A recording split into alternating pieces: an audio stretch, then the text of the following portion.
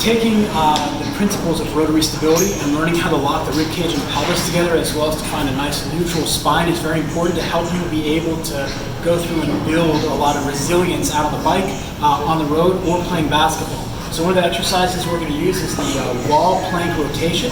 So if you walk along, there's going to be a couple important things we want to think about. Number one is going to be our upper and lower back position. So one of the first things we want to do is find a little bit of a lean. We don't want to get too aggressive here. Keep a little bit of a lean. We want to keep the chin tucked. We're going to find a kyphotic and then lordotic posture, or rounding of the shoulders and then back, where there's no pressure on the back, no pain. And then once we find the happy position there, with the elbows roughly about shoulder height, we're going to check the back, push the hips back, bring the hips forward, find a nice happy position there. Now my toes are, or my ball of my feet is on the ground. From here, I'm going to bring my shoulder blade back and down to lock my lat in, and I'm going to brace using that shielded breath. From here, I'm going to try and pivot, not separating my rib cage from my pelvis. So we don't want to lead with one or the other. We want to pull together.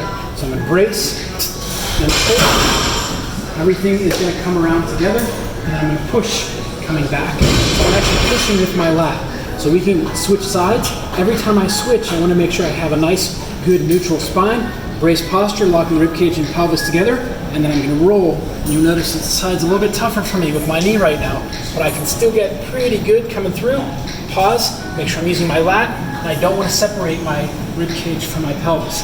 Now, don't go through and do this for repetitions, because what's going to happen, you'll have that breakdown. So you're going to start separating the rib cage from the pelvis and get a little bit sloppy.